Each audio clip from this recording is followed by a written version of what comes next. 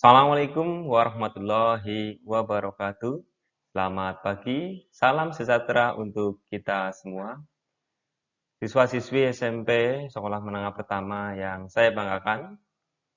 Berjumpa kembali pada kesempatan kali ini kita akan membahas materi di kelas 7. Materinya adalah masa praaksara.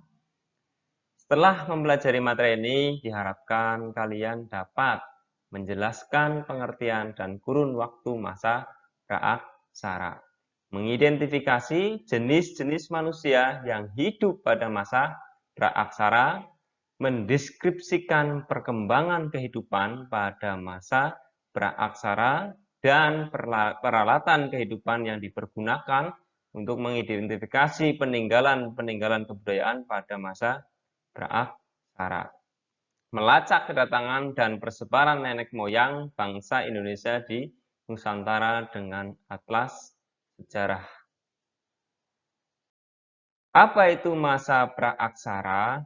Jadi praaksara atau prasejarah merupakan kurun waktu atau zaman pada saat manusia belum mengenal tulisan atau huruf. Praaksara berasal dari kata pra, itu adalah sebelum, dan aksara adalah tulisan. Jadi praaksara disebut juga zaman nirleka atau zaman tidak ada tulisan. Zaman sebelum manusia mengenal tulisan, dimulai sejak manusia ada, berakhir ketika manusia sudah mengenal tulisan.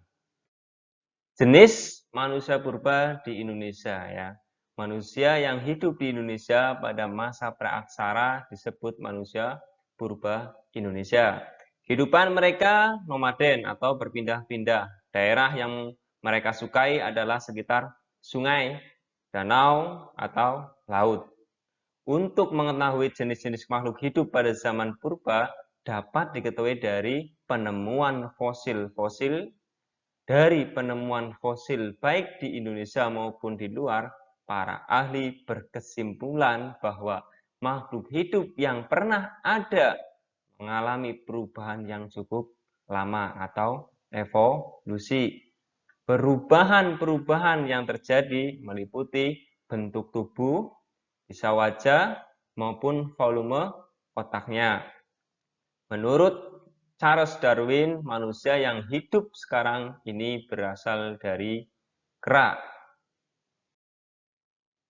Meganthropus paleozoiconicus, ya, artinya ini adalah manusia purba yang besar dan tertua di Jawa.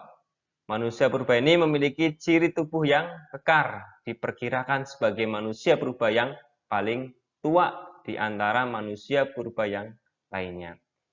Meganthropus paleojavanicus ya ditemukan di Sangiran, Surakarta oleh von Koning-Swal pada tahun 1936 dan 1941. Meganthropus paleojavanicus ini memiliki ciri-ciri sebagai berikut. Memiliki tubuh yang lebih besar dan tegak. Gerahamnya merupakan geraham manusia dan kera. Tulang rahang bawah lebih besar dan kuat, tidak memiliki dagu. Ya. Tulang keningnya menonjol, makanya adalah tumbuh-tumbuhan. Yang berikutnya Pithecanthropus. Ya, jadi Pithecanthropus ini artinya manusia kera atau fosil. Pithecanthropus ditemukan di beberapa tempat, di antaranya adalah di Perning, Trinil, Sangiran, di Ngandong, dan Kedung Brubus. Diperkirakan manusia ini, jenis ini hidup antara 30.000 tahun sampai 2 juta tahun yang lalu. Pithecanthropus terdiri 3 jenis, yaitu Pithecanthropus mojokentensis, ya, Pithecanthropus erectus, dan Pithecanthropus soloensis. Dan Pithecanthropus mojokenensis ditemukan oleh G.H. R. von Koning-Swal pada tahun 1936 di Perning. Memiliki ciri-ciri adalah tubuhnya tegap, gerahamnya besar, tetapi gigi depannya kecil. Mukanya menonjol, volumenya otaknya sekitar 650 cc sampai 1000 cc. Makanannya berasal dari makanan yang kasar. Pithecanthropus erectus, ya. Pithecanthropus erectus artinya manusia kera yang berjalan tegak. Fosil manusia purba ditemukan oleh ahli purbakala Belanda yaitu Eugen de Bois. Fosil Pithecanthropus erectus pertama kali ditemukan pada tahun 1990 sampai 1992 di tepi Sungai Bengawan, Solo, tepatnya di Desa Trinil. Ciri-ciri Pithecanthropus erectus tingginya kurang lebih sekitar 1,65 meter. Tulang keningnya sangat menonjol, memiliki geraham yang sangat kuat dan lebih besar daripada geraham manusia. Tulang pahanya digunakan untuk berjalan tegak, volume otaknya sekitar 900 cc. Ya. Yang ketiga adalah Pithecanthropus soloensis. Ya. Pithecanthropus soloensis artinya manusia kera dari Solo. Fosilnya ditemukan di Ngandong, tepian Bengawan, Solo pada tahun 1931 oleh G.H.R. von Koengswald dan Obermold dengan ciri-ciri yaitu tengkoraknya berbentuk lonjong, tulang kening menonjol, rongga mata lebih panjang dari Pithecanthropus lainnya, memiliki tinggi antara 165 sampai 180 cm. Volume otak sekitar 1000 sampai 1300 cc, maaf. Yang ketiga adalah Homo, ya. Homo erectus dan Homo sapiens. Homo erectus artinya manusia yang berjalan tegak. Fosilnya ditemukan oleh G.H.R. von Koengswald dan Weidenreich di Lembah Bengawan Solo, yaitu di Ngandong, Sambung Macan, dan Ngawi tahun 1931 sampai 1934. Yang kedua adalah Homo sapiens. Kalau Homo sapiens ini adalah manusia yang cerdas. Manusia ini diperkirakan hidup antara 25.000 tahun sampai 40.000 tahun yang lalu. Homo sapiens sudah berjalan dengan tegak dan sempurna. Fosilnya ditemukan oleh Van Richthofen pada tahun 1989. 1989. Fosil yang ditemukan berupa tengkorak, rahang bawah, dan ruas leher. Ciri-ciri Homo sapiens diantaranya adalah kening tidak menonjol, memiliki dagu tinggi antara 130 sampai 210 cm. Tinggi banget ya. Berat badan antara 30 sampai 150 kg. Volume otak sekitar 1350 sampai 1450 cc. Perkembangan kehidupan manusia purba. Ada 3 perkembangan kehidupan manusia purba. Yang pertama adalah masa berburu dan meramu atau food gathering. Yang kedua adalah masa bercocok tanam atau food producing. Dan yang ketiga adalah masa perundagian atau zaman logam. Yang pertama adalah masa berburu meramu atau food gathering. Masa berburu dan meramu yang pertama adalah masa berburu dan meramu tingkat awal dan atau sederhana. Masa berburu dan meramu tingkat awal atau sederhana, manusia purba pada masa berburu ini hidup dalam kelompok-kelompok dan membekali diri untuk menghadapi lingkungan sekitarnya. Kelompok berburu tersusun atas keluarga kecil.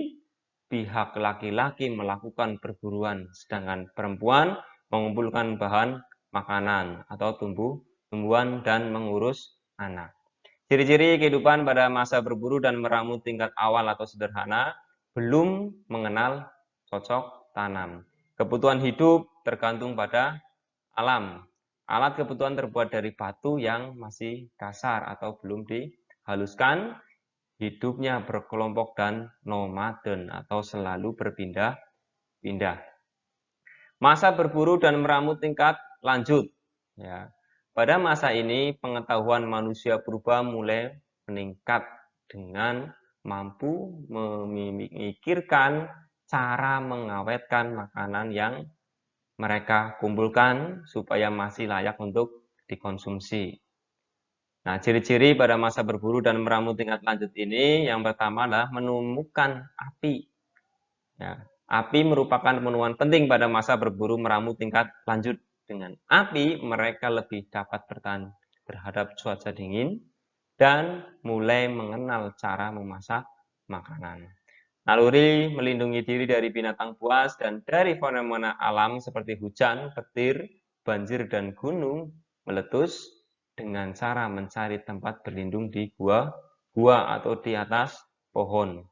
Menangkap ikan dengan cara yang sederhana, memakan kerang bagi mereka yang hidup di pantai.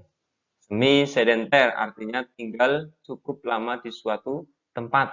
Pembagian kerja, laki-laki berburu dan perempuan mengumpulkan makanan dan mengurus anak. Yang kedua adalah masa bercocok tanam atau food producing. Jadi kehidupan bermukim dan berladang setelah manusia bertempat tinggal, menetap dan bermukim, mereka mengenal bercocok tanam. Ciri-ciri masa bercocok tanam ini yang pertama adalah alat-alat batu yang digunakan umumnya sudah diumpak ya hingga halus atau sudah dibuat hingga halus. Masyarakat mulai menunjukkan tanda-tanda menetap di suatu tempat. Telah terbentuk desa-desa kecil semacam perdukuhan.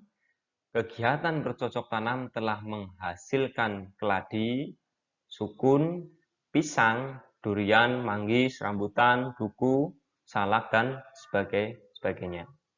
Mengenal sistem barter atau tukar-menukar barang dengan barang lainnya. Ya. Perahu bercadik dan rakit banyak digunakan sebagai sarana lalu lintas air. Jangan alat komunikasi berupa bahasa dianggap sangat penting. Tumbuh kepercayaan yang namanya animisme atau pemujaan terhadap roh nenek moyang dan dinamisme atau kepercayaan terhadap benda-benda yang mempunyai kekuatan goib. Yang ketiga adalah masa perundagian atau zaman logam. Pada zaman logam, masyarakat sudah mengenal pembagian kerja atau dengan kata lain pada masa ini sudah terdapat tingkatan masyarakat pada zaman logam. Terdapat kemampuan dalam membuat logam yang terpengaruh dari kebudayaan Gongson dari Vietnam. Kebudayaan tersebut menyebar di Nusantara kira-kira sekitar tahun 500 sebelum Masehi. Cara pembuatan logam dibagi menjadi dua, yaitu teknik bivalvo atau teknik setangkap dan teknik ajire berdul atau cetakan lilin. Masa perkembangan bumi menjadi beberapa zaman. Sejak pertama kali bumi diciptakan hingga saat ini, bumi telah banyak sekali mengalami perubahan dan perkembangan. Diperkirakan bumi saat ini telah berusia kurang lebih 2.500 juta tahun. Para ahli geologi membagi masa perkembangan bumi menjadi beberapa zaman, yaitu zaman Arkeozoikum, zaman Paleozoikum, zaman Mesozoikum, dan zaman Neozoikum. Yang pertama adalah zaman Arkeozoikum. Merupakan zaman tertua berlangsung sekitar 2.500 juta tahun yang lalu. Pada masa itu, bumi dalam proses pembentukan. Permukaan bumi masih sangat panas, sehingga belum terdapat makhluk hidup yang tinggal di bumi. Yang kedua adalah zaman Paleozoikum. Ya, Paleozoikum juga sebagai zaman primer. Ini disebut juga sebagai zaman primer. Berlangsung kira-kira sekitar 340 juta tahun yang lalu. Zaman ini ditandai dengan terjadinya penurunan suhu yang amat drastis di bumi. Bumi mendingin. Nah, pada masa ini makhluk hidup pertama kali diperkirakan muncul, yaitu makhluk bersel satu dan tidak bertulang belakang seperti bakteri serta sejenis amfibi dan cacing. Zaman Mesozoikum, ini zaman yang ketiga adalah zaman Mesozoikum, disebut juga sebagai zaman sekunder. Berlangsung kira-kira 140 juta tahun yang lalu. Zaman ini ditandai dengan munculnya hewan-hewan reptil besar seperti dinosaurus. Oleh karena itu, zaman ini disebut zaman reptil. Yang keempat adalah zaman Neozoikum. Zaman ini berlangsung kira-kira 60 juta tahun yang lalu. Kehidupan di zaman ini dimulai stabil, ya, berkembang dan beragam. Zaman ini dibagi menjadi dua zaman, yaitu zaman tersier ditandai dengan mulai berkurangnya hewan-hewan besar. Telah memiliki berbagai jenis binatang menyusui, diantaranya adalah kera dan monyet. Sedangkan zaman kuarter ditandai dengan munculnya tanda-tanda kehidupan manusia purba. Zaman ini dibagi kembali menjadi dua, yaitu zaman Pleistosen. Nah, masa ini ditandai mulai mencairnya es di kutub utara, yaitu karena perubahan iklim. Berlangsung sekitar 600.000 tahun yang lalu. Pada masa inilah kehidupan manusia mulai ada. Sedangkan yang berikutnya adalah zaman Holosen atau Alluvium. Masa ini ditandai dengan munculnya Homo sapiens, merupakan nenek moyang manusia modern saat ini. Masa ini berlangsung sekitar 20.000 tahun yang lalu. Terima kasih, itu saja yang dapat saya sampaikan. Semoga bermanfaat. Tak lupa Pak Guru doakan, semoga kalian menjadi orang sukses nantinya. Terima kasih untuk kesempatan kali ini. Assalamualaikum warahmatullahi wabarakatuh.